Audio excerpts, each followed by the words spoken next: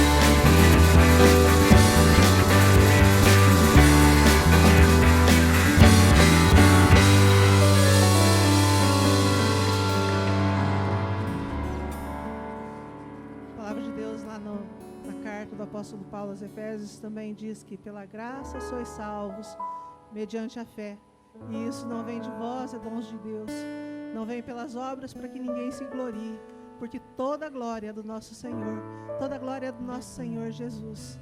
E nós vamos cantar uma música agora que declara isso. Nós não somos nada. A graça do nosso Deus, graça sobre graça nós recebemos. E logo nós, pobres pecadores, recebemos a graça e a misericórdia do Deus Todo-Poderoso, que enviou seu Filho para morrer lá na cruz do Calvário e nos dar a redenção eterna. Vamos cantar e declarar isso com todo o nosso coração, reconhecendo o Senhor Jesus como o único Senhor e Salvador das nossas vidas.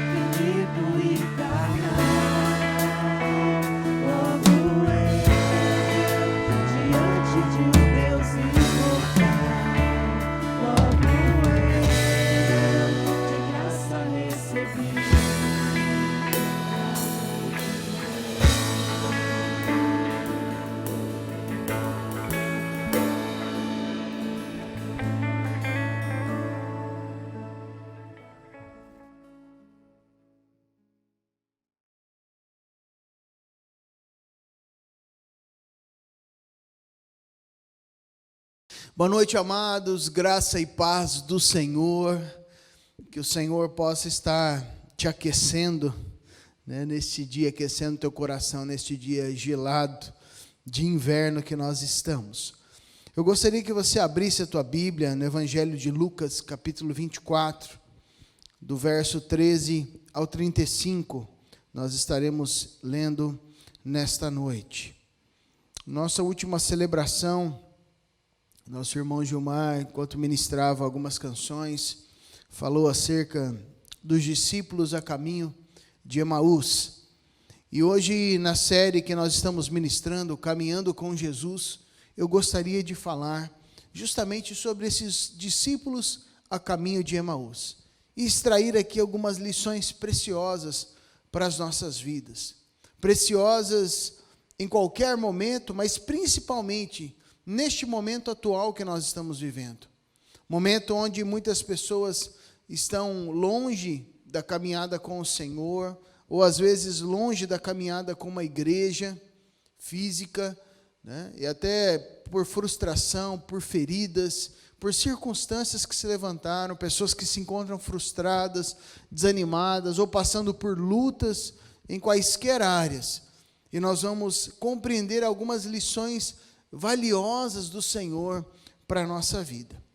Lucas 24, 13 diz assim: E eis que no mesmo dia iam 2 deles para uma aldeia que distava de Jerusalém 60 estádios, cujo nome era Emaús, e iam falando entre si de tudo aquilo que havia sucedido.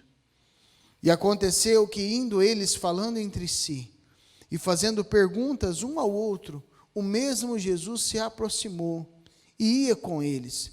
Mas os olhos deles estavam como que fechados, para que não o conhecessem. E ele lhes disse: Que palavras são essas que caminhando trocai entre vós?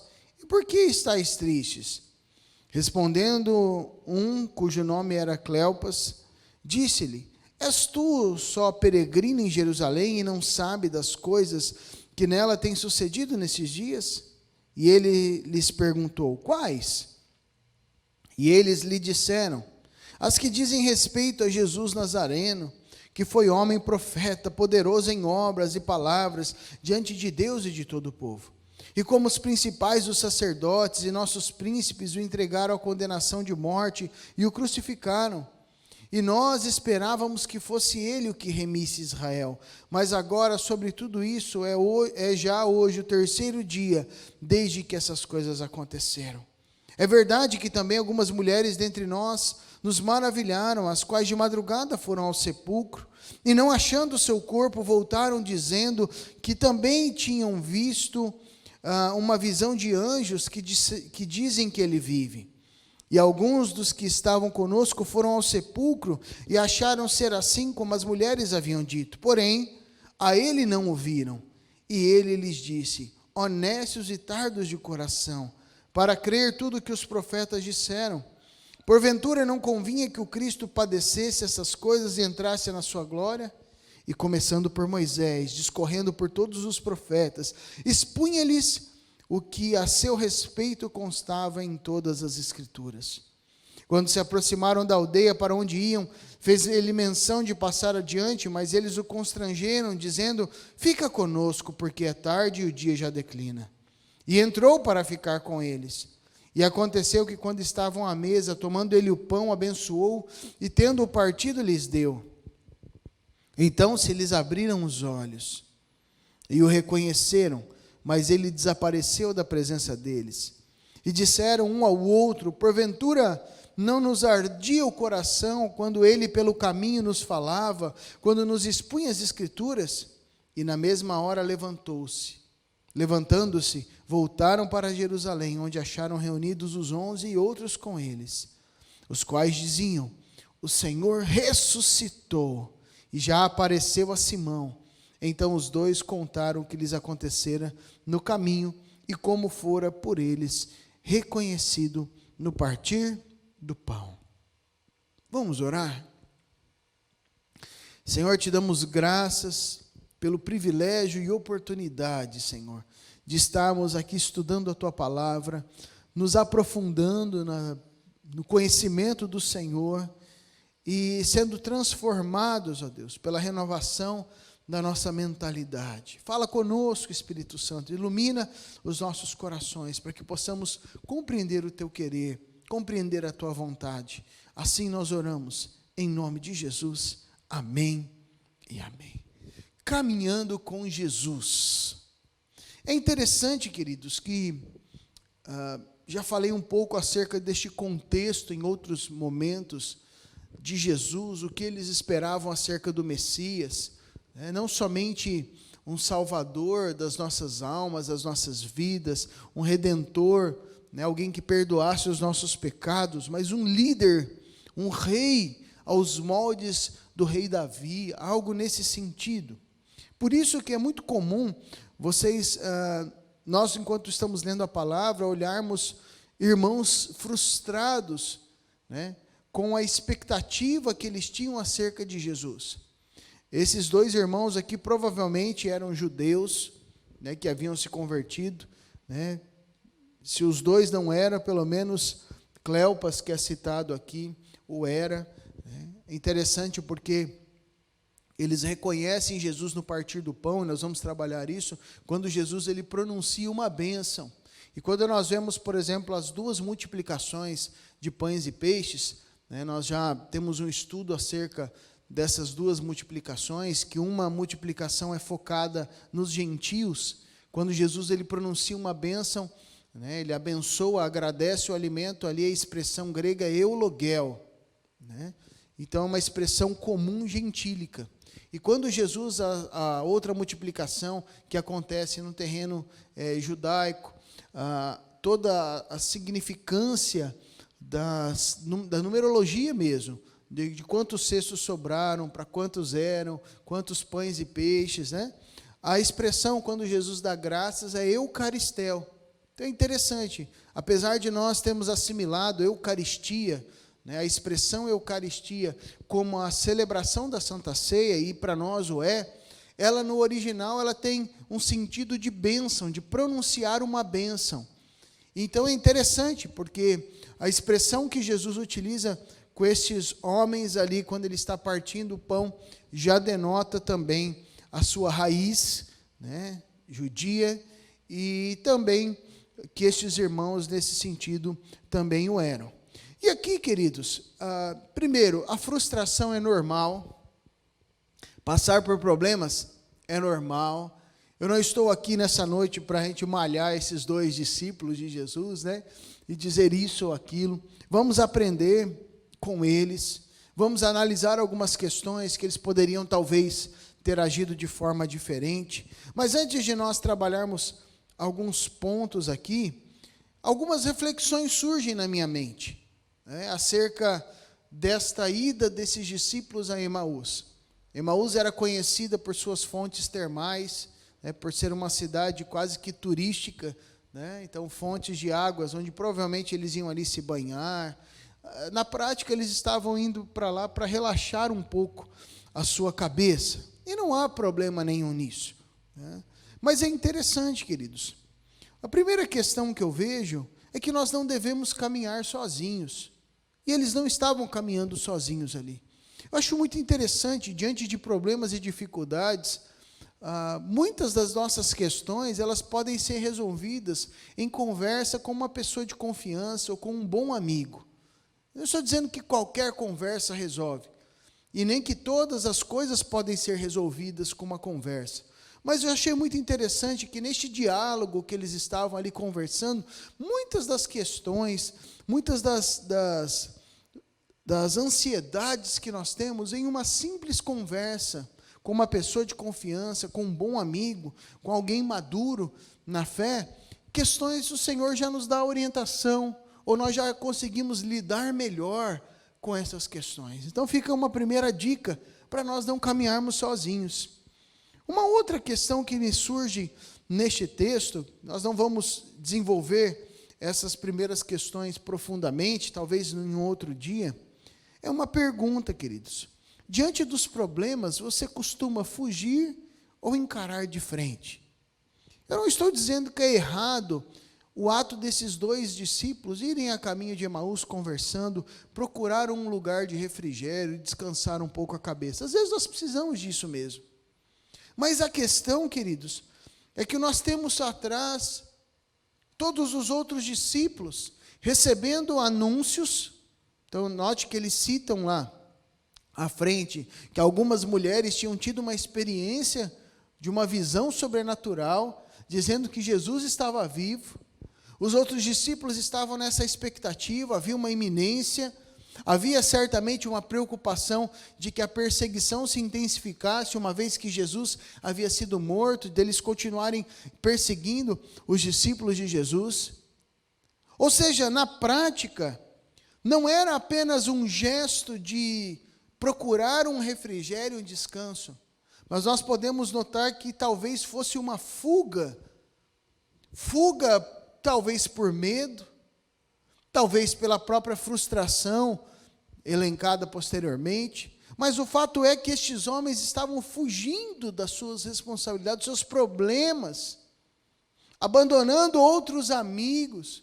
Eles poderiam estar juntos ali, enquanto na verdade as outras pessoas precisavam deles junto ali, sustentando essa caminhada como corpo ali, como família de fé, como irmãos juntos. Eles zarpam e vão procurar um refrigério físico humano. Eu não estou dizendo que é errado, como eu disse já. Não é errado você procurar umas boas férias. Não é errado você conversar e desabafar. Pelo contrário, muitas das coisas nós conseguimos resolver dessa forma. Mas fazendo uma análise, querido, talvez este não fosse o melhor momento. Ou talvez o coração deles estivesse focado em outras motivações. Com isso, uma segunda pergunta vem: o que nós temos, ou o que você tem procurado para a sua vida? Aqueles homens, dentro da sua expectativa, tinham essa expectativa de um libertador real, né, no sentido de um rei que assumisse o governo. Havia uma série de expectativas, como já falamos acerca de Judas.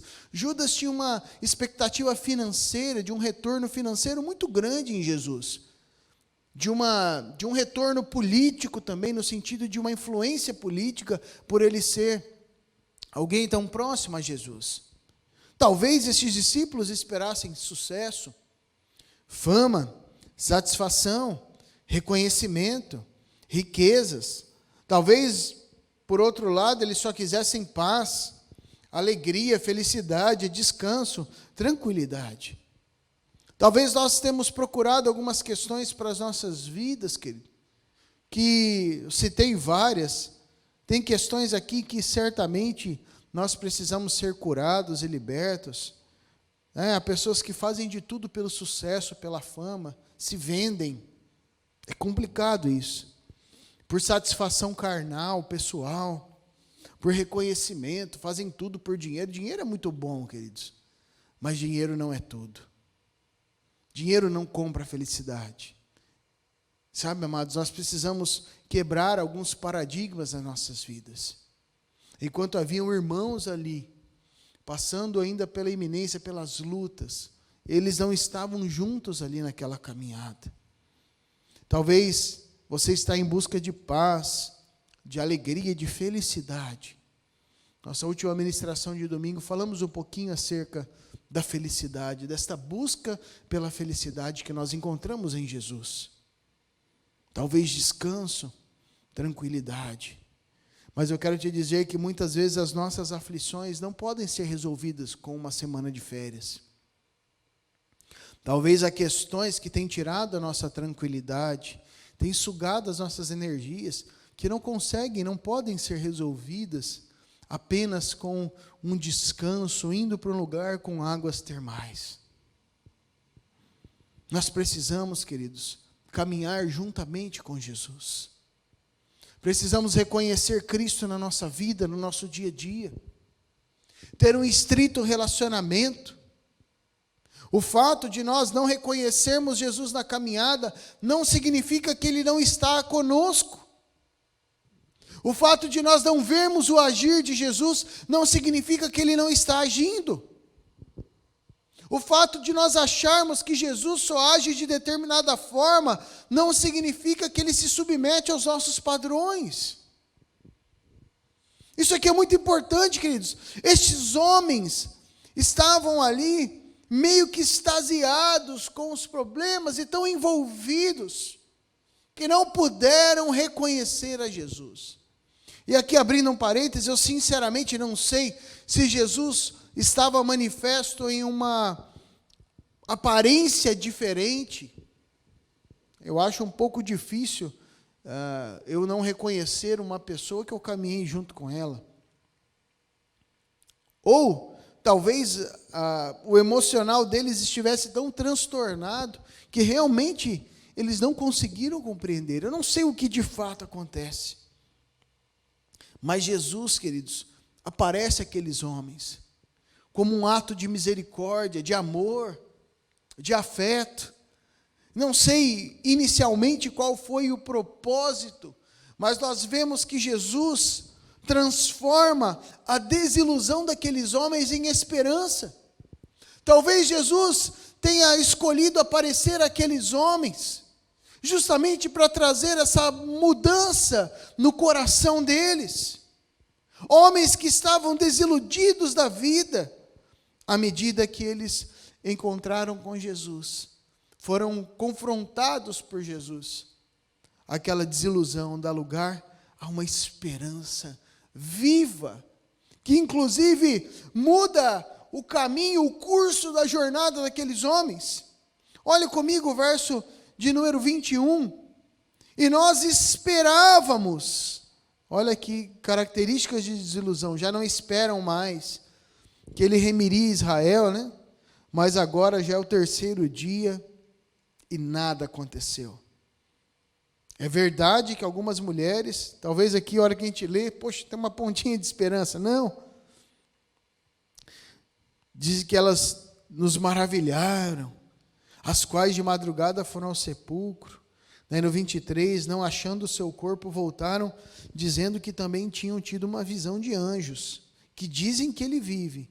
E alguns dos que estavam conosco foram ao sepulcro, e acharam ser assim como as mulheres haviam dito, porém a ele não viram. Mesmo diante de um diagnóstico positivo, eles não conseguiam enxergar isso positivamente.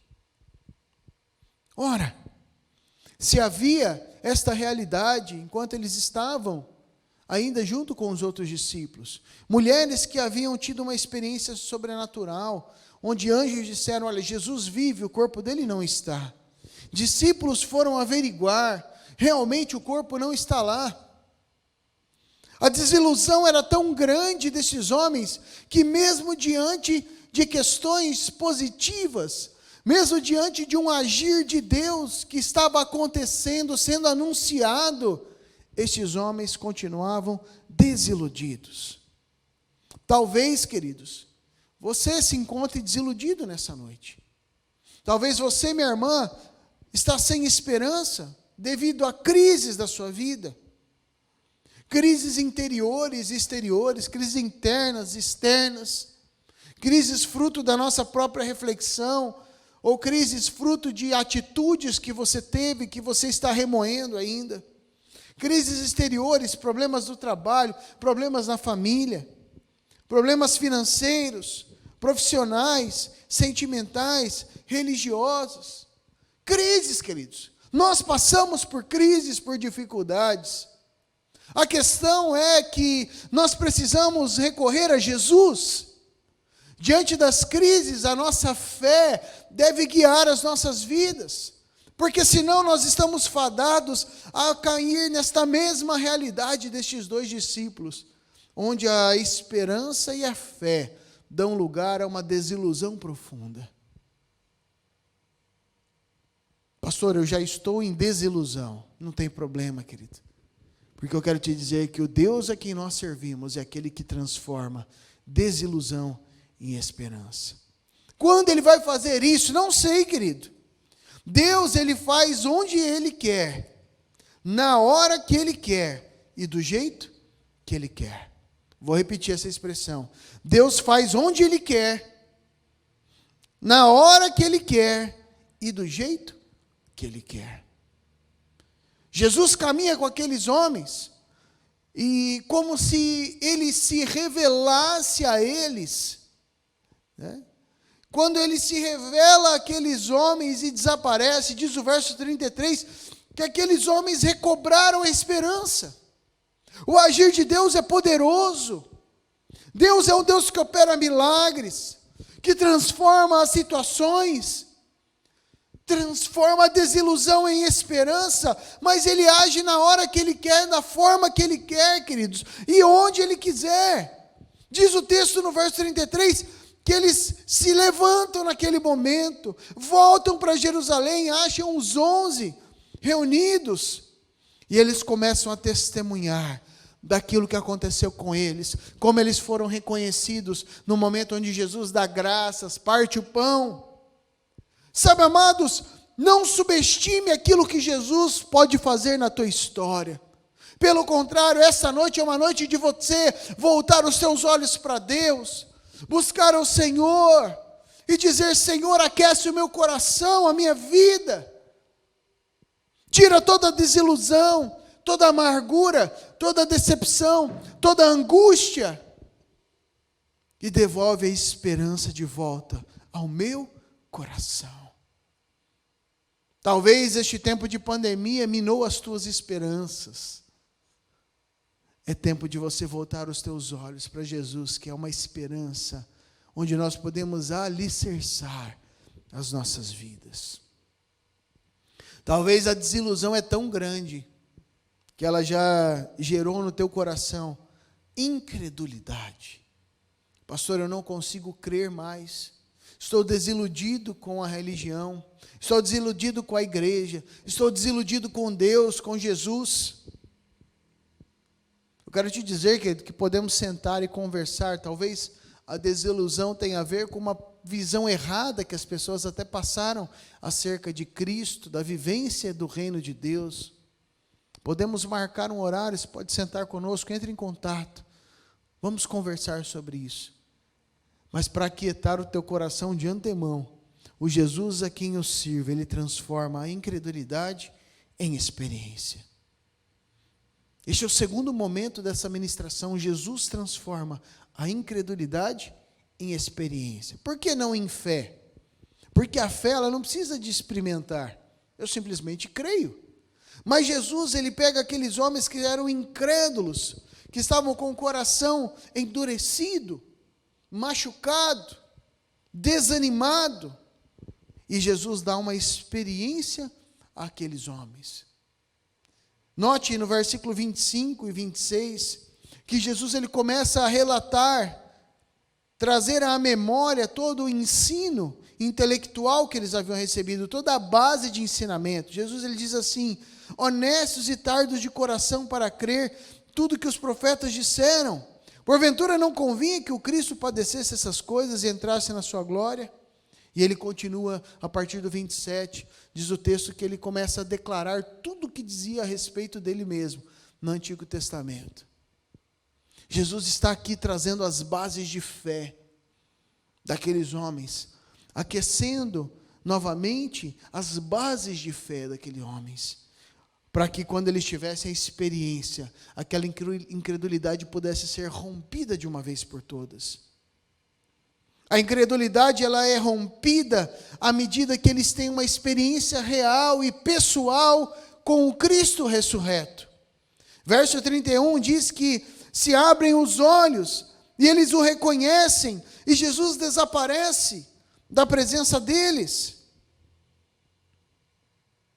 Quando nós vamos para o verso 14 de Marcos 16, diz que Jesus aparece aos 11 e censura-lhes a incredulidade e dureza de coração, porque estavam duvidando de pessoas que haviam visto ele ressuscitado. Sabe, amados, Jesus aqui, ele vem e é incisivo. A experiência com um Cristo ressurreto, ela é diferente da experiência com o Cristo antes da ressurreição, não por causa do Cristo, mas porque muitas vezes, queridos, nós temos dificuldade em viver uma caminhada pela fé, E pela misericórdia e graça do Senhor, Ele nos permite ter algumas experiências com Ele. Isso aqui é maravilhoso. E são essas experiências que Jesus ministra a vida daqueles discípulos e censura-lhes a incredulidade. E eles levam um choque de realidade através daquela experiência com Cristo ressurreto. Esta é uma noite onde o Senhor te chama a ter uma experiência não apenas com o Jesus de histórias que você cresceu, não apenas com informações acerca do Cristo, mas Jesus, Ele quer ter uma experiência pessoal juntamente com você.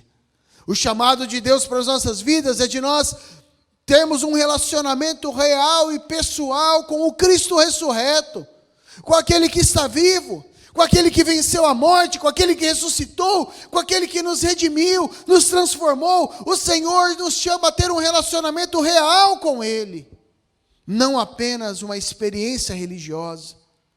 Pastor, eu não creio mais, estou decepcionado, frustrado. Corre para Jesus, meu irmão, porque Jesus, Ele é real. Tem uma experiência com aquele que ressuscita, com aquele que passou da morte para a vida e que hoje também age nas nossas vidas, nos ressuscitando dos delitos e pecados e nos trazendo para o seu reino, um reino de vida. Busque Jesus, coloque a sua esperança e a sua confiança nele. É Ele que vai transformar toda incredulidade, todo desânimo e toda frustração em um relacionamento real e pessoal.